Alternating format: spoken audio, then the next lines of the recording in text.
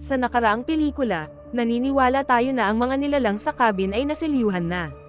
Si Remington, na nakatakas, ay inakala rin iyon, ngunit ang kanyang pinakamasamang bangungot ay nagsisimula pa lamang. Sa isang bar sa Estados Unidos, isang hindi kilalang lalaki ang pumasok at agad na nakakuha ng atensyon ng lahat nang simulan nila siyang tingnan ng may paghihinala. Natuklasan natin na si Remington pala ang nagsimulang maglabas ng sama ng loob sa bartender tungkol sa kanyang kwento. Sinabi niya na pagod na siya sa pagtakbo at naniniwala siyang naialis na niya ang mga nilalang sa cabin, ngunit mali siya. Sa loob ng ilang panahon, tila kontrolado ang lahat, ngunit ngayon ay tinutugis siya nito, na nagdudulot ng pagkawasak saan man ito magpunta.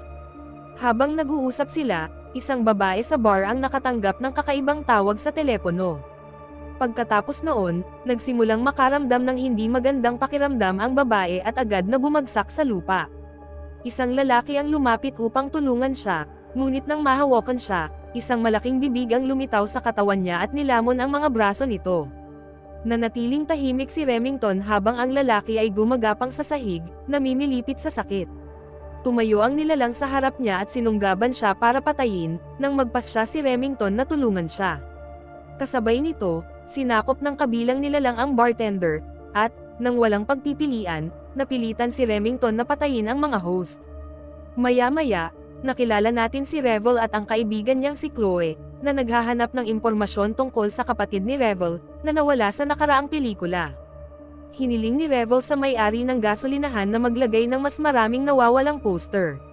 Sinabi ni Dosh na wala siyang pakialam at sinabing mga papel lamang ang mga ito na sinusunog niya buwan-buwan. Dahil sa inis, sinabi ni Revel na 2 taon na niyang hinahanap ang kanyang kapatid at may lakas pa rin ang loob itong sunugin ang mga poster nito. Sumagot si Dosh na hindi naman siya nawawala kundi patay na. Nang marinig ito, nagalit si Revel, sinuntok siya, at umalis kasama si Chloe. Patuloy ang pamamahagi ng mga poster sa buong lungsod ng magkakaibigan. Kasabay nito, nakilala natin si Vincent, isang TV host at medium na nahihirapan sa kanyang karera. Hindi siya pinansin ng iilang tao sa lugar, nadismaya at umaasa ng isang himala. Nagpa siya ang magkakaibigan na magpahinga, at sinubukan ni Chloe na kausapin si Revel, na hindi nagpakita ng interes. Nagkomento si Chloe na naging rutina na lang ito at tinanong kung gaano katagal siya mabubuhay ng ganoon. Naiirita, tinanong ni Revel kung hindi ba siya naaapektuhan, at sumagot si Chloe na nagdurusa rin siya, ngunit hindi niya inilalantad sa lungsod ang kanyang sakit. Tinanong niya kung balak ba ng kaibigan niya na magpatuloy ng ganito habang buhay, at pinutol siya ni Revel para sabihing naroon si Vincent sa lugar na iyon. Tinanong ni Chloe kung gusto niya ng autograph, ngunit ipinaliwanag ni Revel na isa itong medium noong huling palabas niya. Hindi maintindihan ni Chloe, kaya tinanong niya kung ano ang ibig sabihin noon, at sinabi ni Revel na maaari siyang makipag-usap sa mga patay.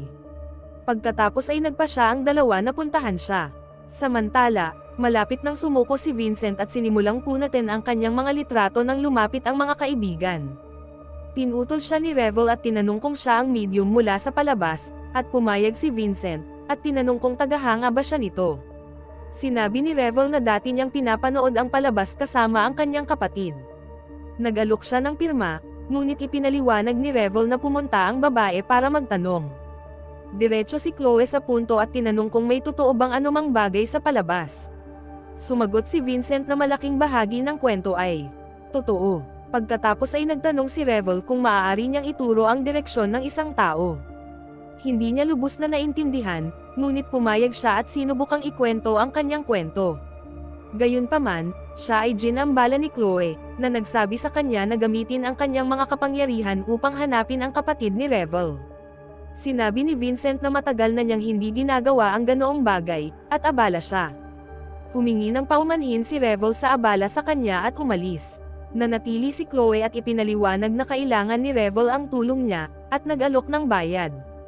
Sinabi niya na si Revel na lang ang kamag-anak na naghahanap pa rin sa kanyang kapatid, at kailangan niyang malaman kung ano ang nangyari para makaalis na siya. Pumayag si Vincent at tinanggap ang bayad.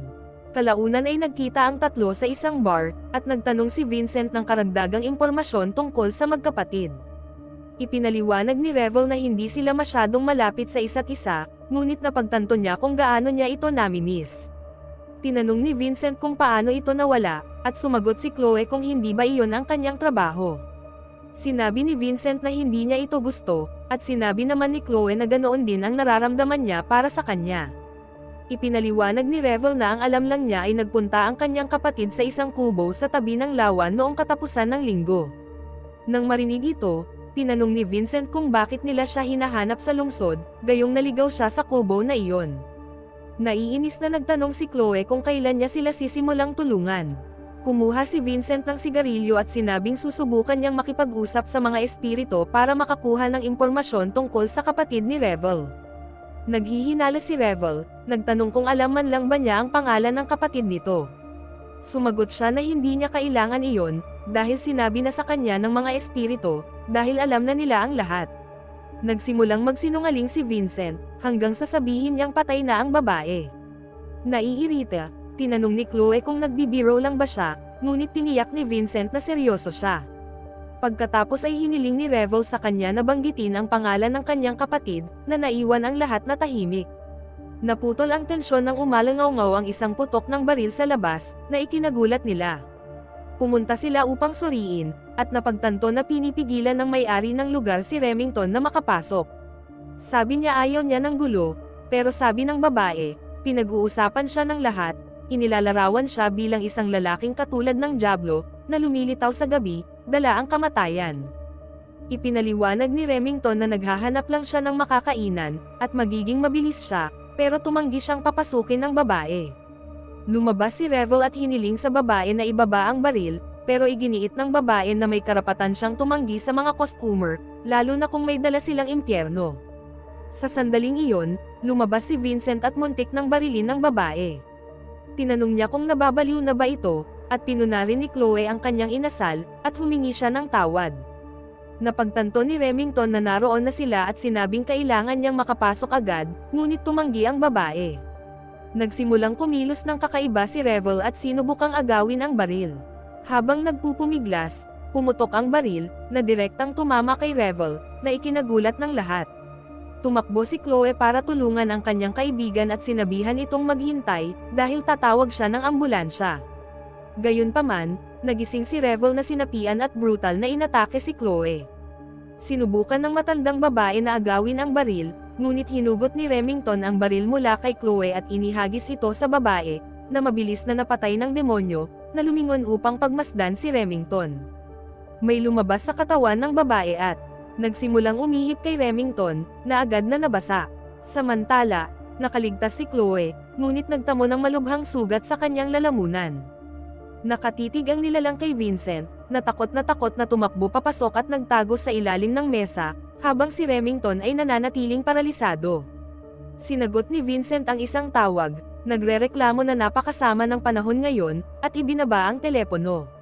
Pagkatapos ay napansin niya ang isang binti sa harap niya, na bumagsak, na nagpapakitang ito na lamang ang natitirang bahagi ng katawan niya. Lumitaw ang nilalang sa tabi niya, dahilan para tumilapon siya palayo sa mesa. Tumayo si Vincent at hinawakan ang binti para ipagtanggol ang sarili, habang ang nilalang ay nakatayo pa rin sa harap niya. Bigla siyang nakarinig ng mga boses mula sa binti, na nag-transform bilang isang nilalang at inatake siya. Labis na nilabanan ito ni Vincent, habang si Remington naman ay nagsisimulang gumaling mula sa paralysis. Gayunpaman, habang naghaharap, natambo si Vincent at nawalan ng malay dahil sa pagbangga. Sinamantala ang pagkakataon, nilapitan siya ng nilalang upang atakihin. Samantala, nilapitan ni Vincent si Chloe upang kunin ang telepono nito at sinimulan itong hanapin. Gayunpaman, isang nakakatakot na ungol ang pinakawalan ng nilalang at lumapit sa kanya, na nagpaalerto sa kanya. Nang aatakihin na sana siya, mabilis siyang gumanti at sinipa ang nilalang. Kasabay nito, sina Chloe at Remington ay pinipilit ng mga nilalang. Dahan-daang binunot ni Remington ang baril at pinaputukan ang nilalang, na pansamantalang ikinamatay nito. Pagkatapos ay binaril niya ang nilalang na sumapi kay Revel, na pumihil dito sa pag-angkin kay Chloe. Ang mga labi ni Revel ay nalaglag kay Chloe, na tuluyang nanginag. Kalaunan, umalis ang tatlo, at si Chloe, sa matinding sakit, ay tinalian ng tela ang kanyang sugat. Nanatili silang tahimik, at habang nasa biyahe, napansin ni Chloe ang refleksyon ng nilalang sa tabi niya. Dahan-daang lumingon si Chloe sa gilid ng lumitaw ang demonyo at sinimulan siyang atakihin ng mabangis. Nang mapagtanto ni Vincent ang sitwasyon, natarante siya, habang pinapanood ito ni Remington. Gumawa siya ng mga biglaang maniobra, nagawa niyang maantala ang atake ng nilalang at ginulo ito. Gayunpaman, muling sumugod ang demonyo patungo kay Vincent, na sumigaw ng tulong. Gumanti si Remington ng isa pang maniobra at inihagis ang nilalang sa bar aisles ng baril. Sa pamamagitan ng putok, tumilapon ito palabas ng sasakyan, at patuloy na tumakas ang tatlo. Nagsimulang manginig ang bagay sa lupa at muling bumangon upang habulin sila. Kasabay nito, pinahinto ni Remington ang sasakyan at tinanong ni Vincent, na nagtanong kung ano iyon. Nanatiling tahimik si Remington, ngunit agad na sumagot na impyerno mismo iyon. Nang marinig ito, lalong nag-alala si Vincent, at sinabi ni Chloe na dapat ay sanay na siya rito, dahil nasanay na siya roon. Sinabi ni Remington na ang mga bagay na iyon ay hindi na nangyayari at gusto lang niyang tumigil ang lahat, at tinanong ni Chloe kung ano ang gusto niyang ihinto. Ipinaliwanag niya na ang natatandaan lang niya ay ang pagbabakasayon kasama ang kanyang ina at ang kanyang mga isda sa isang kubo sa tabi ng lawa. Aniya, maayos naman ang lahat noong mga unang oras, ngunit noong gabing iyon ay nagising siya dahil sa isang ingay. Nang siyasatin niya, napansin niyang walang laman ang aquarium at ang tubig ay umaagos papasok sa silid ng kanyang ina. Pagpasok niya sa silid, napagtanto niya na ang kanyang ina ay sumanib na sa isda, at naging isang kakilakilabot na nilalang. Pagkatapos ay tumalon ito palabas ng bintana patungo sa lawa, at hindi na niya ito nakita muli. Pagkatapos noon, nagsimulang magmakaawa ang TV na lumapit sa kanya, ngunit sinabi niyang hindi niya ito hinawakan. Gayunpaman, napunta siya sa isang impyerno kung saan hindi siya makakatakas. Dahil sa pagkainteresado, tinanong ni Chloe kung paano siya nakatakas, at sumagot si Remington sa pamamagitan ng pagtatanong kung ang pamumuhay ng ganoon ay tunay na pagtakas. Putol ni Vincent bago magpatuloy ang pagtatalo, ngunit pinutol siya ni Chloe at sinabing isa lamang siyang manloloko. Sumagot si Vincent na hindi siya manloloko, isa lamang siyang aktor. Naiirita, sinabi ni Chloe na kung sinabi niya iyon noon, buhay pa sana ang kaibigan niya, at milya-milya ang layo nila. Sumagot si Vincent na kung gusto niyang sisihin ang isang tao, dapat niyang sisihin ang kanyang manager. Sumagot siya na ang tunay na may pananagutan ay si Remington, dahil siya ang naglabas ng bagay na iyon. Sinabi niya na hindi niya dapat sisihin ang lalaki, at sumabad si Vincent, at hiniling na ihatid siya sa susunod na bayan. Ikinalungkot niya si Revel, at gayon din ang sitwasyon ni Remington, ngunit sinabi niyang malinis ang kanyang konsensya, at plano niyang umuwi.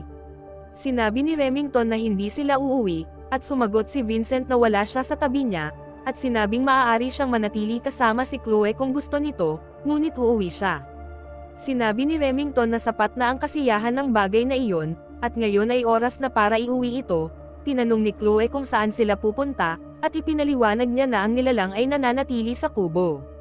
Sinabi ni Vincent na hindi niya kailangan ang kanilang tulong, ngunit sumagot si Remington na sila na lamang ang mga taong natitira sa kanya.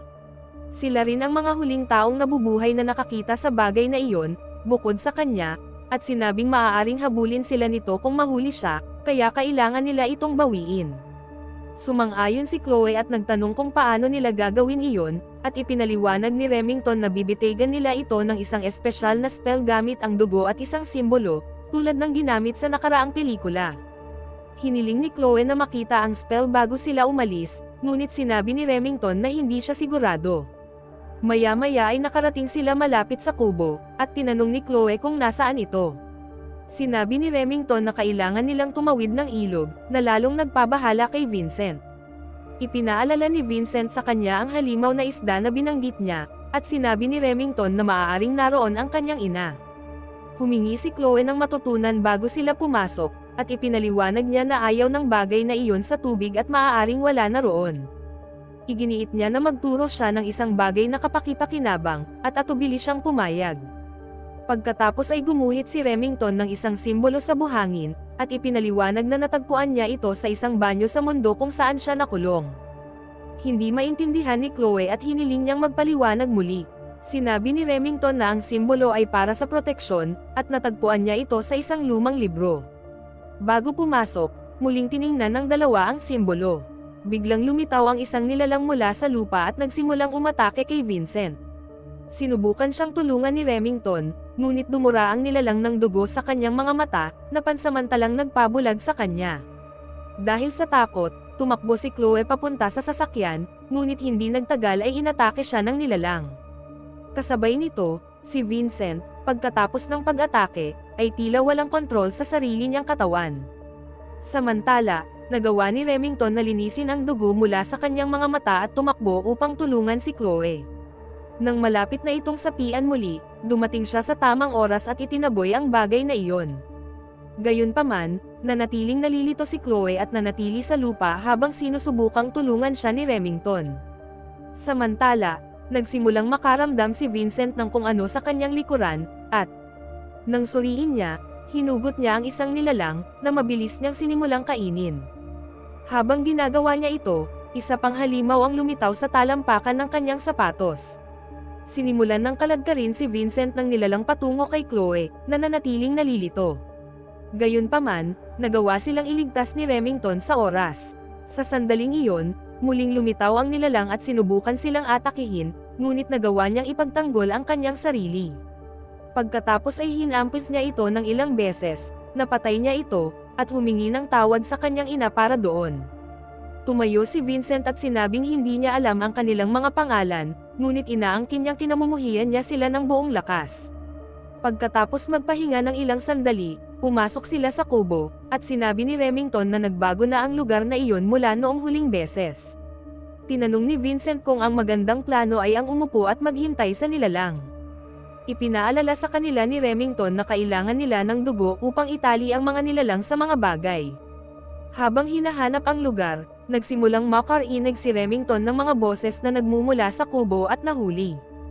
Patuloy na hinahanap ng dalawa ang nilalang at pumasok sa isang banyo. Biglang lumitaw ang nilalang sa salamin at sinubukang atakihin sila, ngunit mabilis na kumilos si Vincent at itinulak palabas si Chloe. Lumitaw ang nilalang sa harap niya, at sinimulang gawin ni Chloe ang simbolo gamit ang sarili niyang dugo. Nang malapit na siyang matapos, natambo ng bagay ang isang piraso ng muebles upang pigilan siya, ngunit lumitaw si Vincent at nailigtas siya mula sa pagkadurog. Napansin niya si Remington na parang nasa kawalan ng ulirat at tumayo upang tingnan ito, nang makita niya ang nilalang sa harap niya at naghanda sa pakikipaglaban. Gayunpaman, ginamit nito ang kanyang kapangyarihan at nabali ang isa sa mga binti ni Vincent, na nag-iwan sa kanya na walang magawa. Samantala, sinubukan ng bagay na pumasok sa isip ni Remington at kinumbinsi siyang papasukin sila. Nangako sila na hindi nila siya papatayin kung tatanggapin niya sila sa kanyang puso at inulit na wala silang mawawala. Si Vincent, bago nawalan ng malay dahil sa sakit, ay nanigarilyo at pagkatapos ay nawalan ng malay. Nabihag si Chloe, at nilapitan siya ng nilalang upang angkinan. Kasabay nito, nagawa ni Remington na labanan ang kawalan ng ulirat at tumakbo upang tulungan siya. Pagdating, itinapon niya ang nilalang. Nang tangka niyang lumapit, pinigilan siya ng kanyang ina, na muling lumitaw. Gayunpaman, nagawa niya itong patayin muli. Nagising ang nilalang at tinitigan si Vincent ng ilang segundo, bago humarap kay Remington. Nagsanib puwersa sina Chloe at Vincent upang talunin ang nilalang, at nagawang palayain ang kaluluwa ni Revel, dahilan para samilong ang nilalang sa bahay. Pagkatapos ay nawalan ng malay si Vincent. Palihim na pumasok si Chloe sa bahay at sumigaw na nagawa niya itong pigilan, at ngayon ay nakulong na ito, ngunit sa sandaling iyon ay gumanti ang nilalang, inatake ang kanyang leeg, at sinimulan siyang hilahin palapit. Nakabawi si Remington, kinuha ang kanyang revolver na ginamit sa nakaraang pelikula, at nagawang palayain ang babae, na siyang dahilan kung bakit tuluyan nang napatay ang nilalang, at sa gayon ay nagtapos ang kwento.